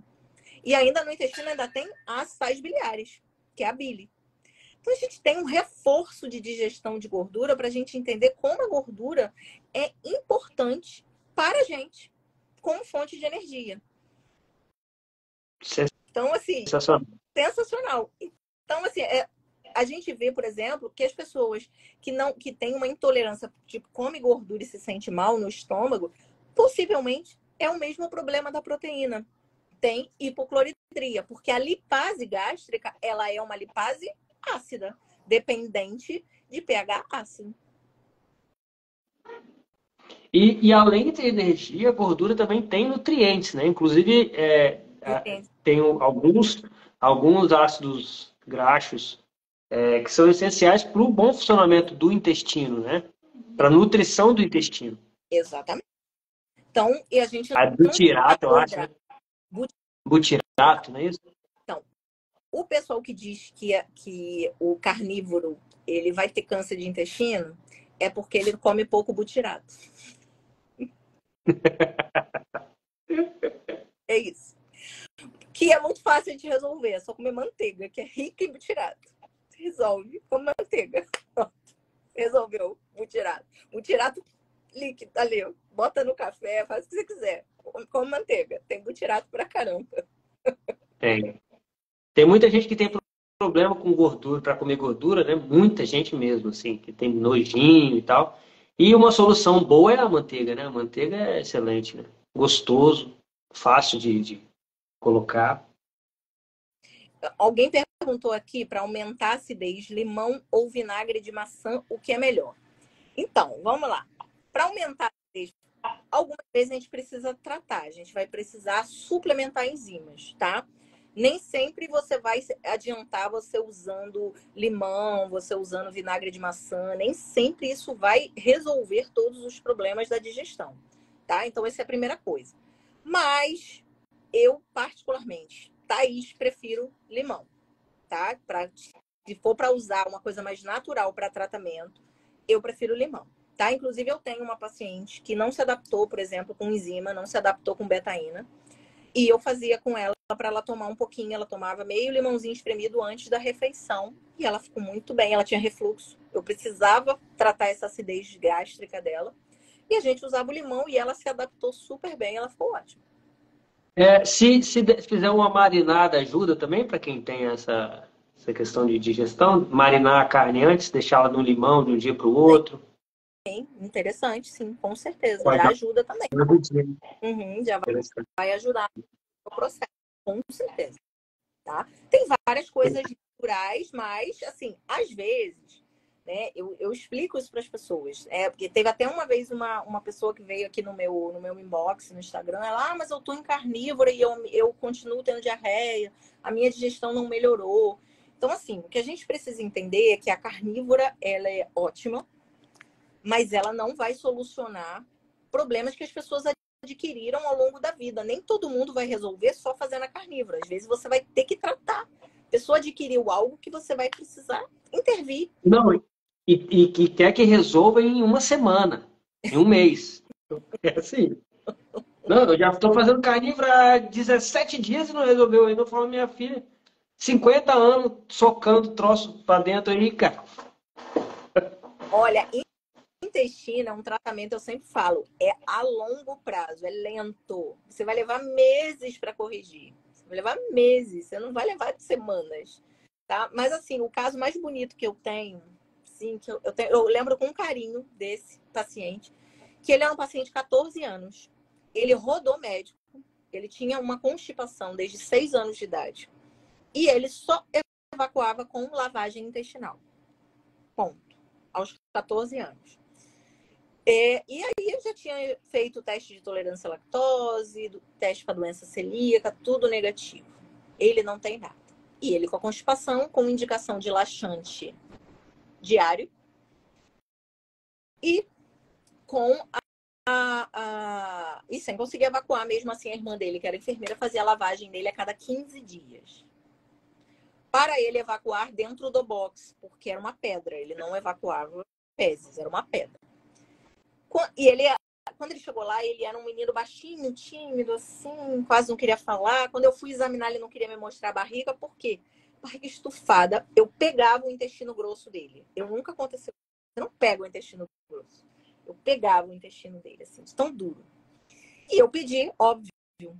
Falei, vamos fazer um teste coprológico. Claro que a gente vai fazer um coprológico. Resultado coprológico dele. Ele não fazia digestão de absolutamente nada. Nem de carne, nem de gordura, nem de carboidrato. Ele não fazia nenhuma digestão. Então, pensa comigo. Uma pessoa dessa, ele faz carnívora. Ele ia resolver o problema dele, que ele tem desde a infância? Dificilmente. Eu tinha que tratar dele. Ele tinha uma baita de uma desbiose, uma baita de uma dispepsia, que eu tinha que cuidar dele. E a gente começou a fazer o tratamento, suplementei as enzimas. Ele, no primeiro mês de tratamento, ele passou a evacuar dia sim, dia não. Com dieta de restrição. Eu tirei um monte de coisa dele. Tirei. Depois eu fui. Aí ele voltou pra mim, sei lá, uns 6, 7 centímetros mais alto. Porque ele passou a absorver os nutrientes. Mais magro, né? E extrovertido, conversando comigo, e doutora, não sei o quê. E eu fiquei assim, ó. É a mesma pessoa, sabe? Outra pessoa. Ou seja, literalmente ele estava antes enfesado, né? Enfesado, literalmente. Enfesado, literalmente. E aí a gente começou, como ele respondeu assim rápido, a gente começou uma segunda etapa de testar as tolerâncias alimentares. Eu reintroduzi tudo, inclusive feijão, eu reintroduzi leite. Quem travava ele? O glúten. Era o glúten. A única coisa que eu mantive de restrição na dieta dele foi o glúten, ainda mais que ele era um jovem. Eu deixei ele voltar tudo. Eu falei, o glúten você não pode. E aí a gente fazia o teste. Ele comia o glúten, ele ficava constipado. Falei, ó, sua dieta é sem glúten. Acabou. E ele tá ótimo, porque eu ainda trabalho com a irmã dele. E ela fala, ó, ele tá fortão, grandão, tá maravilhoso. Tá com 17 anos agora. E tá ótimo, e nunca mais teve problema. Que maravilha. Ele passou em médico desde 6 anos de idade. E aí as pessoas falam que glúten, retirada de glúten é só para celíaco. Não é. Não é. Não é. Tem um documentário no Super Nutrido, não sei se você já viu, Trigo Moderno. São três episódios. Sensacional. Sensacional. Tipo assim, o trigo de hoje tem, se eu não me engano, não sei se é 40 ou 80, mas qualquer um dos dois é muito, né? Vezes maior de glúten no trigo. Tem 80 vezes mais glúten no trigo hoje do que o trigo selvagem, né? O trigo original lá, o trigo de Jesus, o trigo lá do Egito, né? Pois é. 80 vezes. Então, 80 vezes, gente, né? Me falar em 80 é uma outra coisa que você estava falando aí do intestino, que demora, né? Então, o intestino, se eu não me engano também, tem mais ou menos 80 metros quadrados, né? Um apartamento de 3 quartos. Um apartamento de 3 quartos para limpar, né? Para você limpar na escova de dente. Então, é um negócio que, né? Você vai na escovinha de dente ali limpando um apartamento de 3 quartos, não vai ser de um dia para o outro, né? Que você vai conseguir limpar ele, né? Não. E a gente vê isso, tá? Pessoas constipadas, quando elas voltam a evacuar regularmente, elas falam que começa a sair coisas nas fezes, coisa que como se tivesse realmente envelhecido lá dentro do intestino. Elas relatam isso. Nossa, é uma coisa preta, uma coisa esquisita. As pessoas falam isso quando elas voltam a evacuar regularmente. É impressionante mesmo. Mas assim, Eu já devia ter um palácio de bactéria lá dentro, né? Aquele palácio da Idade Média. o que eu falo é, tratar de intestino é um exercício de paciência, não tem milagre, e a pessoa tem que fazer a parte dela. Não tem essa de, não, eu vou te dar um remedinho e você vai melhorar. Não tem.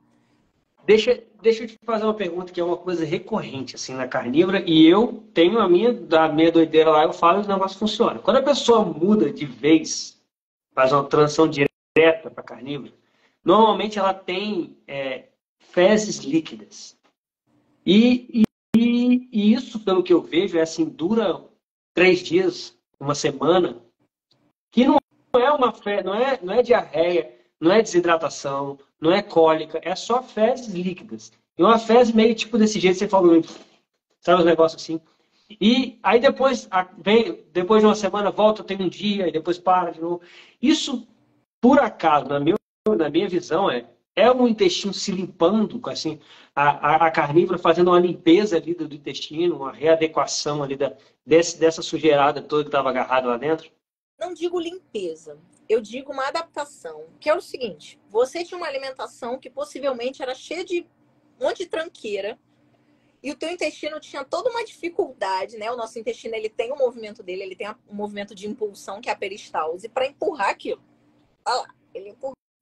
Tu tirou a obstrução. Aí o intestino, no início, ele tá fazendo a mesma força que ele fazia. Aí o negócio, saiu a obstrução. Vai. Então, você precisa também de um tempo para o intestino se adaptar com a redução do volume das fezes, o tempo de trânsito, que, fato, na carnívora, há um tempo, precisa adaptar o tempo de trânsito intestinal, porque leva um tempinho para adaptar. Nosso trânsito, mais ou menos, é cerca de 24 horas. Mas no início da carnívora, a pessoa praticamente ela come e vai no banheiro. Então, o intestino precisa adaptar isso, que é a retirada desse monte de tranqueira que fazia volume lá no seu intestino, que não servia para nada. Então, era só trabalho para o seu intestino. Então, basicamente é isso. Né? Então, não digo nem que é limpeza. A limpeza, ela vai... a partir do momento que você desobstruiu também, o que não era para estar lá, ele sai. Com certeza. Ele vai sair. Mas eu não digo que é limpeza. Eu digo que é essa adaptação dessa redução de excesso de coisa que não Fantástico, serve para nada para o intestino. fantástico. E uma outra coisa é o seguinte, tem aquela teoria do tecido caro, né, evolutivo, que o cérebro concorre com o intestino e que na nossa evolução, o nosso intestino grosso diminuiu muito e a gente passou a ter um intestino delgado maior, que é uma característica de carnívoro, né? Que absorve pelo intestino delgado e não tem uma área de fermentação de vegetais muito grande, que é uma das coisas que mostra que nós somos onívoros de viés carnívoros e um carnívoro facultativo, digamos assim, né? Que se tiver a opção na vida livre, natural, de comer só carne, come só carne. Ou a gente precisa ter essa necessidade de comer algum vegetal para algum efeito de microbiota, de fibra de fermentação, de absorção.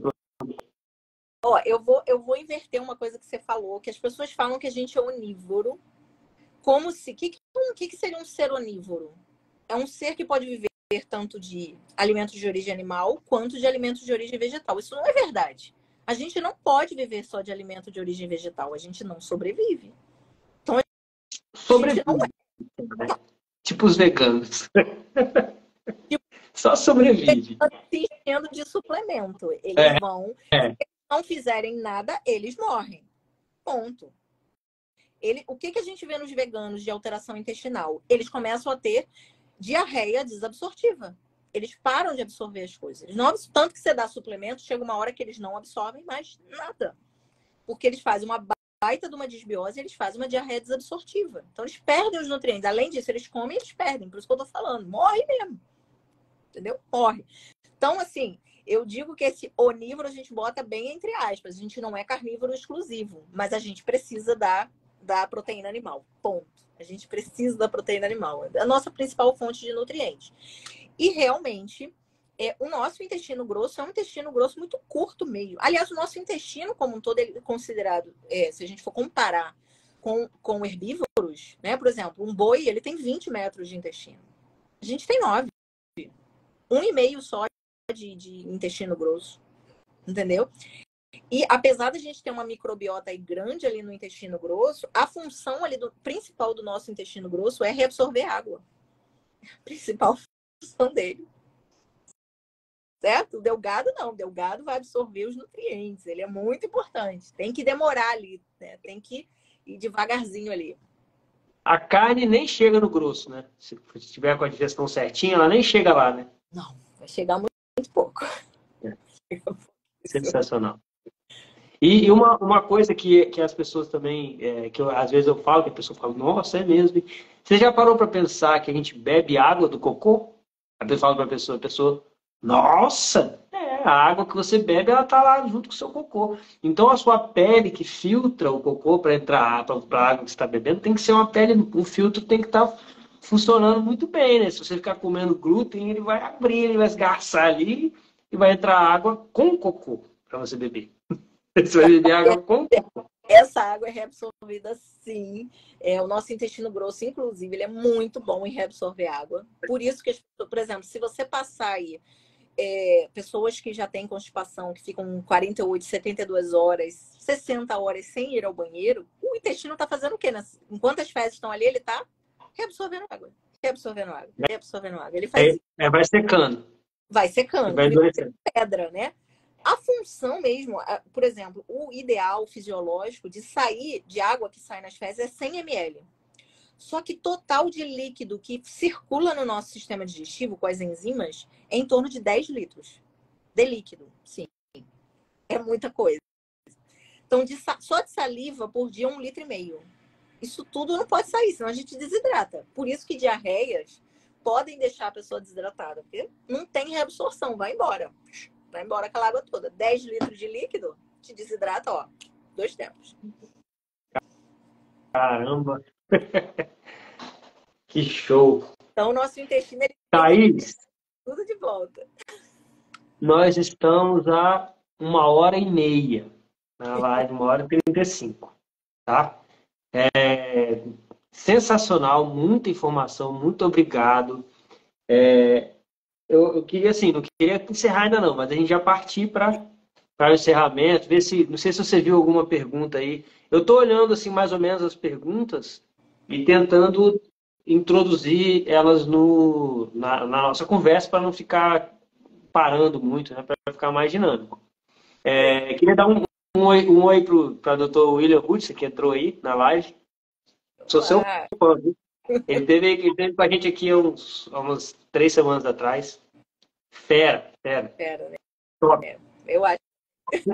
Por mais médicos como vocês. Inclusive, vou falar aqui primeiro, eu estou pensando em fazer medicina. Estou pensando em entrar nessa doideira na minha vida. Né? Mas ainda estou só na fase de pensar.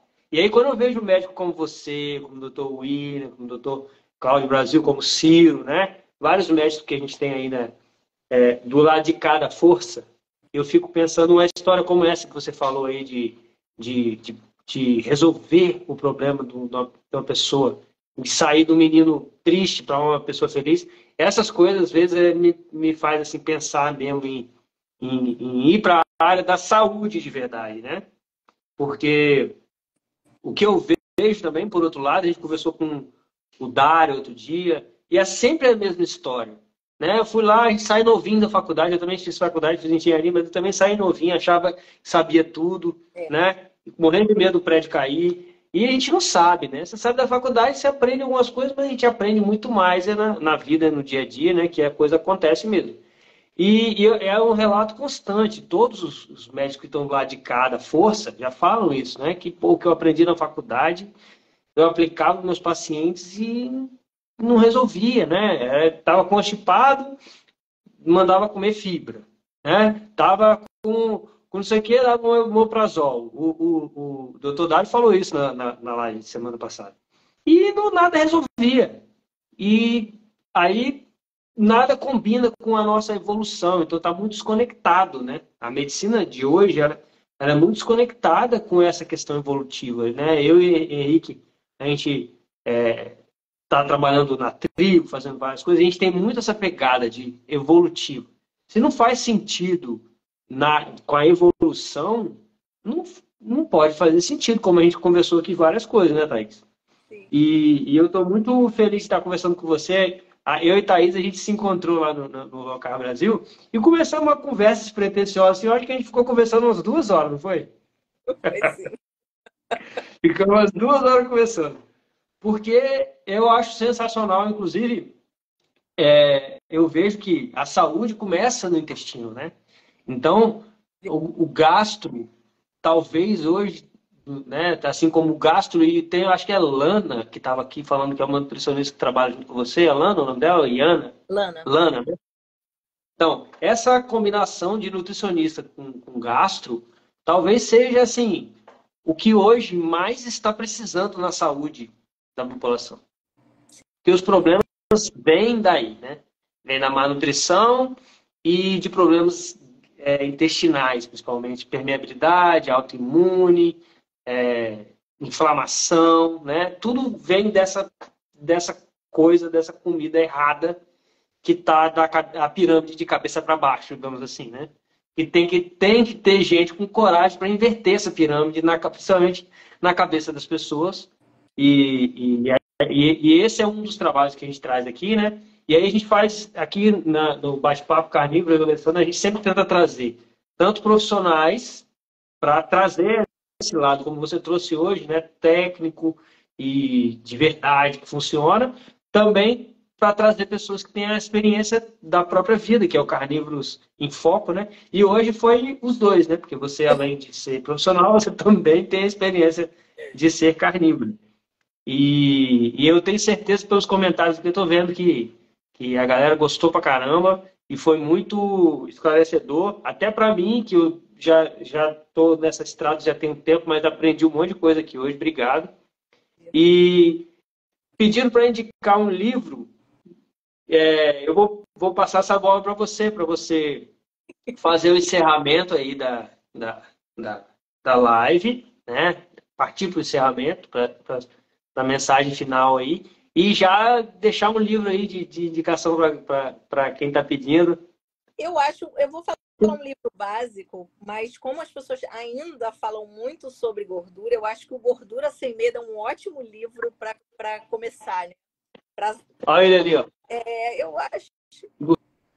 Gordura Sem Medo. Eu acho que todo mundo que vem para esse lado tem que começar lendo esse livro, para a pessoa tirar esse mito, porque infelizmente a gente foi muito massacrado com gordura. Eu também, né? Eu, como médica, eu também tinha medo de falar para as pessoas, não, você tem que tirar gordura. Eu falava isso para as pessoas. Eu passava produto Diet Light para as pessoas, que era bom para o estômago.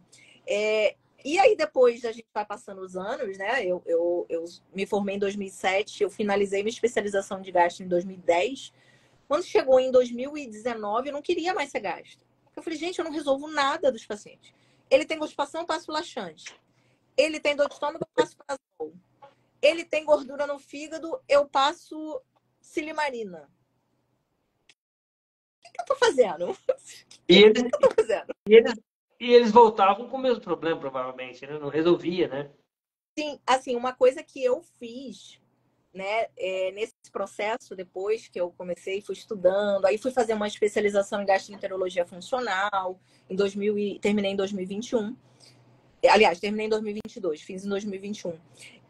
Que foi pegar esses pacientes todos que eu tinha, que tomavam prazol, que eu prescrevi, e tirar o prazol de todo mundo. Eu tirei. Isso é sensacional. Tirei de todo mundo. E eu olhava as minhas prescrições, eu olhava assim, dava vontade de falar pra pessoa, falava assim, gente, eu não acredito que essa receita, que eu fiz essa vergonha. De verdade, vergonha de olhar aquela receita, sabe? Mas eu tirei todos, eu peguei quando eles voltavam, nós vamos tirar o seu prazol. Nós vamos tirar.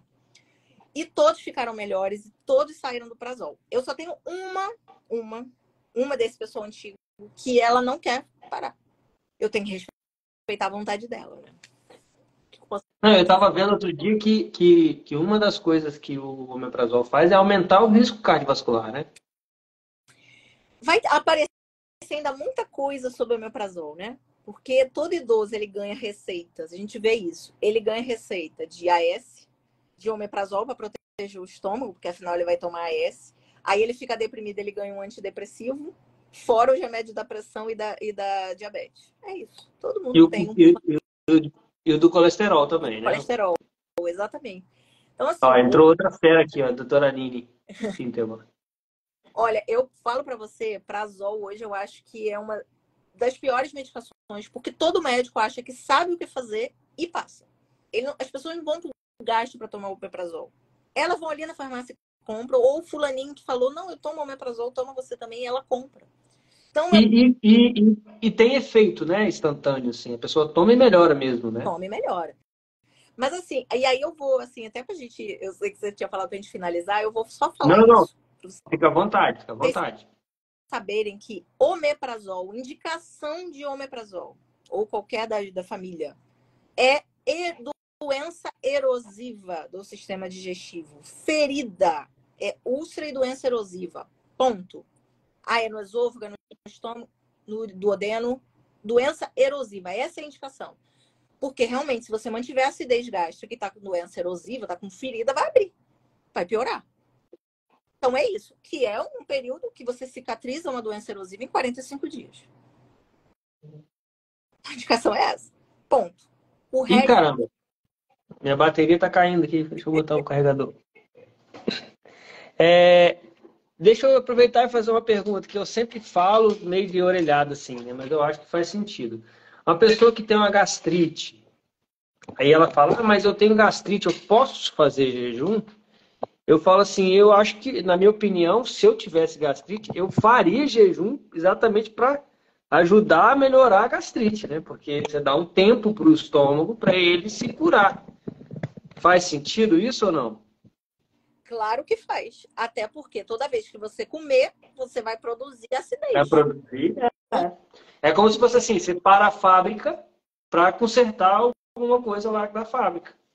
Exatamente. Então, tem total sentido. Não existe contraindicação para fazer jejum, sabendo que durante o jejum não vai haver produção de ácido clorídrico, não tem contraindicação de fazer jejum em gastrite. E eu falo que causa gastrite não é jejum, é a comida. É a comida que você come que tá errada. Simples assim. Simples assim. Simples assim. Então, ó, o livro indicado é Gordura Sem Medo e o filme é para entender como é que funciona esse negócio de remédio, né? Como é que é a aprovação de remédio, que não tem essa idoneidade toda que a gente pensa, né? Da FDA lá nos Estados Unidos e da Anvisa aqui no Brasil, né? Também É não. muito compráveis, né? São muito compráveis e tem muito dinheiro para comprar. Então, assim, aquela coisa é a fome e a vontade de comer juntos, né? Então, para dar ruim é bem fácil, bem simples, né? E é o que Exatamente. acontece aí hoje, né? Hoje a gente vê que provavelmente a formação em medicina, a formação em nutrição, a formação em veterinária, ela é extremamente contaminada pelo poder dessas indústrias aí, né? Da indústria do alimento, da indústria do suplemento, da indústria farmacêutica. Isso mesmo. Então, assim, não estou falando que, pelo menos os meus pacientes, quando eu prescrevo um prazol, eu explico para eles: olha, você vai tomar por esse tempo, por essa indicação. Porque remédio tem indicação, ele tem uso. Né? Um remédio bem indicado, ele vai ajudar muito a pessoa. Mas não é sair tomando. A alimentação tem muito mais valor para a manutenção. Thaís, eu tô vendo uma guitarra aí atrás de você, eu tô curioso. Você toca guitarra? Não, eu sou cantora aqui, minha tatuagem de. Ah, você é cantora? Eu sou cantora. Ah, A guitarra do filho e tem o piano aqui do marido, ó. Aqui é um estúdiozinho de música. ah, eu acho que eu vi você cantando mesmo. Eu canto. É, Ah, o Pipo falando aí. Pipo, a gente está marcado, ele vai vir aí também, vai vir como Carnívoros em Foco, mas ele já trabalhou na indústria farmacêutica. Eu fiz uma live com ele, até dei uma parada, mas vou voltar a fazer uma live dia de domingo, que eu abria e entrava alguém aleatório. E ele entrou e estava contando essa história, quando ele trabalhava na indústria farmacêutica. Como a coisa é arquitetada mesmo, assim, por trás, né? Como tem a auditoria de receita na tem. farmácia, para ver quem foi que prescreveu, né? A indústria farmacêutica para saber se o médico está prescrevendo direitinho ou não. E Então, assim, a coisa a gente recebe prêmio. recebe prêmio, né? Recebe. Tem um laboratório, não vou citar nomes, mas tem um laboratório que, inclusive, o Vai sistema cair a deles é. live. Agora a live vai cair. O sistema deles é captação de receita na farmácia. E aí você ganha viagens. Cruzeiro, essas coisas. Eu nunca ganhei. Não vou nem te falar por que eu nunca ganhei. Eu não ganho. Ah, eu acho que eu vou fazer medicina agora, que eu já gosto de um cruzeiro. Eu nunca Nunca ganhei fiz cruzeiro. cruzeiro. Eu tinha um colega que trabalhava comigo que ele ganhava todo ano. Todo ano. Eu nunca ganhei. Por que será? Por que será? O nome do filme é O Império da Dor, Netflix. A Ana está perguntando. É para entender que é isso aí, ó, tá vendo? É assim que funciona. E no filme os caras escancararam. Não sei como é que esse filme passou. Com tanto com tanto negócio de veganismo aí, de documentário vegano que tem no Netflix, né? Então eles têm um viés muito para lá, né? Pro lado escuro da força. Como é que saiu? Talvez seja o concorrente, né? Tava aqui, né? Tipo assim, diz que é Império da Netflix, isso mesmo. Diz que a Pfizer, né, tá querendo derrubar o concorrente, aí vai lá e expõe o escândalo do concorrente para derrubar ele, que ela nominar sozinha. Sim, mas é isso. A gente ganha mesmo, tá? Ganha viagem para congresso, tal. Embora, assim, eu hoje quase não vou mais a congresso. Eu falo para você, porque o congresso é um patrocínio só. congresso. É uma feira de remédio, né? Para vender remédio. É, Para vender a ideia do remédio, né?